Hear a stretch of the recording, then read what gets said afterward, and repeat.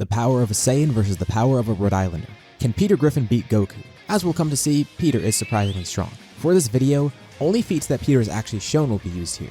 He's a cartoon character, so theoretically, he could just do whatever's funny. But we're going to only use things that he's been shown to do.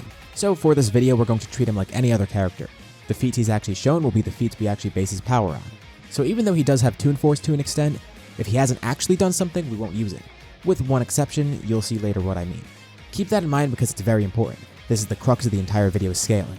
And this includes any feat. This will be a composite Peter, so any feat from any episode of the show or otherwise is on the table. Even if it's for a cutaway gag, we'll be using it. Equipment will be included too. I'll also do a lowball and a highball estimate. The one thing we won't use for his composite is Fortnite because that's one place where Goku and Peter can actually interact, but every item shop character skin is pretty much equal there outside of a few lore exceptions. And if we use the Peter Overworld boss, he technically has more health than Goku, and that's the one thing we won't include in this discussion. First, we'll look at how strong composite Peter is and what he's capable of. Then, we'll find a comparable Goku for him to fight. Is it just an earlier Goku, like from the 23rd World Tournament? Or would it be current Goku? Or Xeno Goku even? Let's find out. In short, there are two guidelines. 1. We're only using feats Peter has actually shown and treating them as real feats. 2. It's a composite Peter, combining everything as if he were one. Or at least, almost everything. Family Guy is comprehensive in terms of the things that Peter's done. You might wonder why I'm making this video in the first place, and I'm actually a pretty big fan of the show. Even the more recent seasons that people don't like, I get some enjoyment out of them. I'm not as big of a fan as I am with American Dad, for example, but enough where I feel like I could do a good job of showcasing the lore of Family Guy and the abilities Peter's displayed. And saying that out loud, it does sound completely ridiculous, but trust me, I have a weirdly in-depth knowledge about the McFarlane-verse. If I do forget something here, let me know below, but I hope I'm not missing anything since that won't make me look like a true Family Guy scholar. Although with the 22nd season just finishing, there are a lot of short cutaway gags and stuff to remember, so I'm sure I'll forget something on accident. Let's begin with destructive feats. To begin, Peter scales beyond every other Griffin in terms of power, and I know that sounds pretty insane to say. Like, it's a pretty weird baseline to use, but it's actually pretty important because they have their own feats that could upscale Peter. The one thing he doesn't share is intelligence. He's actually one of the dumber members of the family, but it would be pretty valuable if he had Stewie's level of intellect, for example. In terms of physical feats though, yeah, he scales above the rest of them.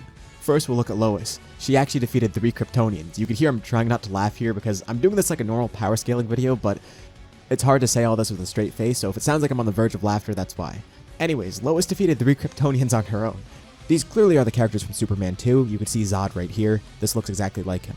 She defeats them with ease, and Peter scales above her. The powers in the show are relatively inconsistent, like there are points when Lois becomes freakishly strong, or like points when Meg beats up Peter, but for the most part, Peter's the strongest in the family. Again, we're using a composite version, and anything is on the table here.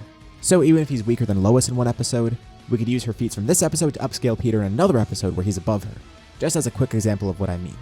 But on the higher end, you could put Lois up to planetary here, because this version of Superman actually pushed the moon, and the speed at which he pushed it required enough force to actually destroy a planet, if not more.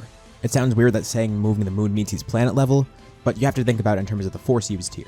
And to be completely honest, it's been a while since I saw that movie, and frankly, I don't want to go back and scale that entire movie just to see how strong Lois is in this scene.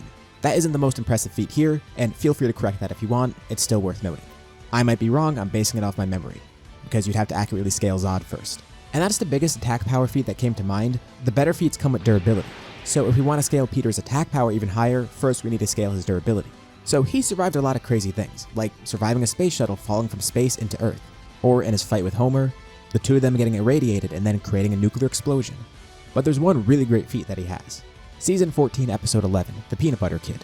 At the beginning of the episode, one of the subplots involves Peter using a metal detector.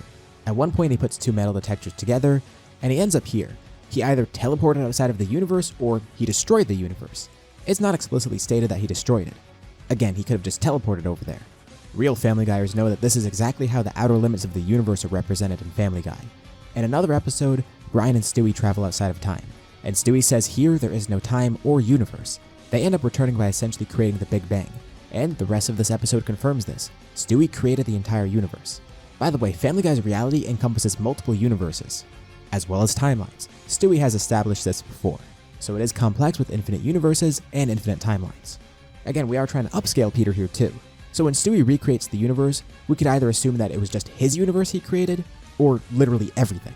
When Peter gets to this same location, if he actually did destroy the universe, well, obviously that's a huge feat, because if we highball Peter and assume he destroyed literally everything, that is infinite universes and infinite timelines. However, even if you want to argue he only teleported here, he still scales to this point because Brian and Stewie survived the Big Bang. Stewie's return pad generated enough energy to create the entire universe, and they were standing on it. So upscaling them and then upscaling Peter, that means Peter gets to this point too. So either Stewie or Brian upscale him, or we just assume he actually did blow up everything here with the metal detectors. So assuming Peter, or Brian and Stewie, actually took that amount of force here, that would give them universal durability at minimum, and that's only assuming they created the Big Bang for one universe. If Peter actually destroyed everything, or rather, Brian and Stewie created everything, that's the amount of force needed to create infinite complex universes and infinite timelines between them. Especially with the latter feat of Peter destroying everything, he'd actually be destroying all that at once and surviving it. So if you really want to wank him, he's high complex multiversal. But you can go even farther than that. Peter has been shown to transcend to the 6th dimension in one scene, so this is consistent. At one point he even transcended fiction itself, coming into the real world. He was on drugs, but still, he transcended fiction. By the way, if you're enjoying this video so far, be sure to drop a like. Trust me, this video is way crazier than the ones I normally do. They're usually a lot more grounded than this one. So with all of that, Peter could range anywhere from 5D to 7D. But given that one scene where Peter said he went to the 6th dimension, it's pretty safe to put him there if we don't want to put him any higher. Plus, he's also survived in the vacuum of space, so by default, that's something he has over Goku, at least the canon version of him. But that gives him extreme cold resistance as well. And on top of his fight with Homer, it's another radiation resistance feat. Plus, he has self-sustenance. He can breathe in space and survive in there. There's also Season 2, Episode 6, where Peter becomes Death for a bit. In this episode, he gets all of Death's powers for a bit, which includes Peter becoming immortal and having the ability to control death for others. Death in Family Guy can kill people by just coming in contact with them. However, this wasn't a cutaway gag or anything where it's just Peter doing something on his own, because in all those other gags that I've mentioned, that is just flat out Peter's power, or someone else's power upscaling him. We won't count this one because this is specifically a scenario where someone gives their power to Peter. Otherwise, Peter would be immortal in this fight and he could kill Goku with a single touch. Now for speed. Speed is interesting because, of course, Peter, Brian, Stewie, and Adam West can move outside of time. A lot of people assume moving in a timeless void means that you have immeasurable speed, but that's not the case. This also applies for Goku too because he did the exact same thing in Trunks' timeline, as well as the World of Void, which doesn't have time. If we give it to one of them, we give it to the other. But in my eyes, saying this counts as some high-level speed feat is inaccurate. Speed is simply distance over time, and if the time is undefined, then you can't actually calculate the speed, you have an incomplete formula. So technically, yeah, it's immeasurable, not in the sense that it's absurdly high, but in the sense that there is literally no formula to calculate it. You have one of the fundamental components of it missing. And just to further showcase why it doesn't really work, in the Tournament of Power, there are many people in the World of Void able to move around. So by the logic that moving in a timeless void means your immeasurable speed, that would mean weaker characters like Roshi, Tien, Krillin, Shin, and Elder Kai are also immeasurable speed. That wouldn't just apply to Goku, that would apply to literally everyone in the Tournament of Power. So we won't be using that here for Peter or for Goku. We want something more concrete. So let's look at Meg. She's been shown to be as fast as Days of Future Past Quicksilver. And on many, many occasions, Peter has been shown to be above her and even catch her off guard and do things like shove her face into his ass and fart. Again, just like with the Superman feat I mentioned, this is also going back to a completely separate franchise, so I won't guarantee that I'm going to be perfectly accurate with this scaling. But based on that one scene of Quicksilver saving everyone from the mansion, he could be anywhere from massively hypersonic to a fraction of light speed. So for a low ball of speed, Meg would be massively hypersonic, and at a high ball, she's sub-relativistic at around 1% the speed of light. Peter is faster than her reactions, so wherever she is, doubling that seems fair. Peter's reactions and combat speed exceed hers. So what about some other abilities Peter has? He could stop time, and he could also rewind time. I'm not talking about cutaways either, this is something he's actually done on multiple occasions, at least for the former. But as for cutaways themselves, this is an interesting one because he can't actually warp reality with cutaways. Remember at the beginning of the video I said we wouldn't just say he could use Toon Force nonsense? Well, this isn't hypothetical nonsense. There's a whole episode explaining how cutaways work and how they manipulate everything that happens in Peter's life. Season 19, Episode 4, Cutaway Land. It involves Lois and Peter accidentally trapping themselves in a cutaway and trying to get out. Multiple times in the show, characters have been shown to be aware of the cutaways and how to control them. But this sets up the mechanics behind them and further establishes how they could use it willingly. So, it'll be included here as a feat. This is crucial to the entire show, and in some episodes, Peter is aware of the fact that he can't do this, as are other characters. So, in the low ball, we'll say that Peter can't do this consciously. In the high ball, we'll say he can. So, whenever he wants, he could just create a cutaway, which changes the entire context of any scene he's in. If we just use a no limits fallacy and say he could do anything because he has Toon Force, that goes against the rules I set up at the beginning of the video. But using this is perfectly fine, it's one of Peter's fundamental abilities. It would be bad if we didn't include it. This is just like the time I subscribed to the salad bar. You should too. And hit the bell while you're at it. Peter could also summon otherworldly shadow people. They seem to do whatever he wants, and they drag Joe away, but maybe they could even attack people? Who knows? Peter has crazy regeneration too, as he survived many fatal injuries, and he's essentially immortal. He can clone himself too, including making evil clones. Here's some art of Retep Black that I made. In case you don't know, Retep is an evil clone of Peter that regenerated from one of his dismembered hands. Peter could also teleport himself and others, usually through cutaways. Plus, Peter's also had the ability of other characters too. There was one cutaway where he acted as Deadpool, so he'd have all of Deadpool's abilities. He also was Superman at one point, the Super Friends version, once more putting him at planetary level. Plus, he would have all the abilities of this Superman. And this also upscales Peter even further because this Superman can move way faster than the speed of light. Maybe him being planetary level is not that impressive, but if Peter actually has all the powers of this Superman, he has the speed of this Superman too, which is insane. This is way above where we placed him with Meg's speed. This Superman can fly through solar systems within seconds. He's traveled to faraway planets as well. And to make things even crazier, he's flown through time. So before when I was saying moving in a timeless void isn't immeasurable speed, well, that was just for that one. This feat could actually be considered that. So we could upscale Peter even further. Massively faster than light, if not immeasurable. But now to his worst stats, his intelligence. Peter's not smart. He's legally considered mentally handicapped. Call Goku dumb all you want, but he's not consistently unintelligent to this extent. He's also a combat genius, so there's that.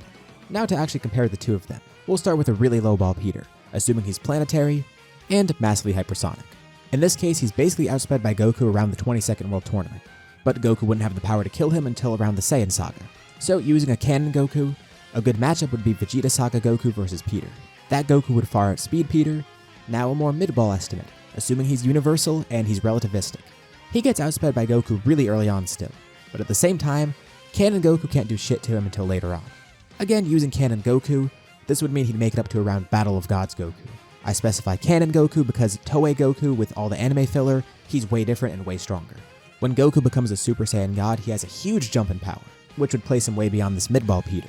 The same applies to GT Goku. So Buu Saga Goku would outspeed him, but he'd overpower that Goku.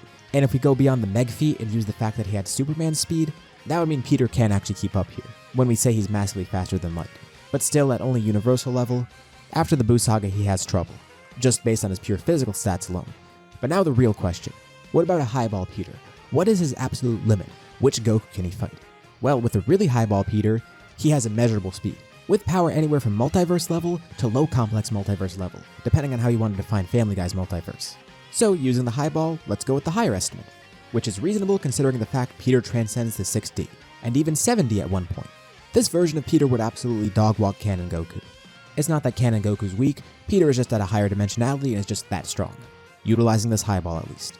Plus he can make use of a multitude of other powers such as cutaway gags or stopping time to help himself. However, if we start to put him up against people like Xeno Goku or Capsule Corp Goku, Peter's gonna have an issue because yeah, they are actually that strong.